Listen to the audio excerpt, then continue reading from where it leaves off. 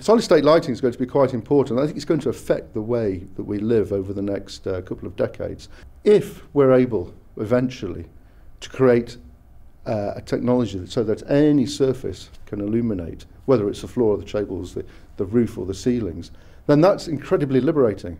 It means that people, architects, no longer have to conform to thinking about light as coming in from above, but it could be the very thing that surrounds us. It's very sci-fi, really.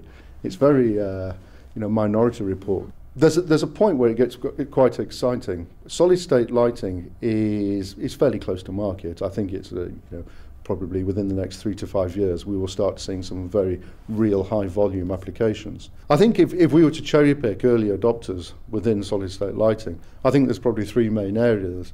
There's architecture, which is an obvious one because it is, it's lighting. We call it architectural lighting. The second one is a high volume industry, which is automotive.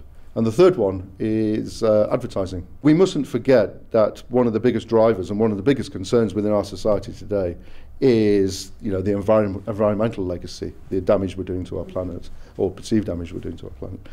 I think that solid state lighting could be one of the technologies, there's a number of technologies, but it could be one of the technologies that has a significant impact over the next couple of decades on our carbon footprint. The US Energy Department has made a number of studies about this over the last few years, and there's a number of figures bandied around, but between 20 and 30% of energy in the US is used by lighting.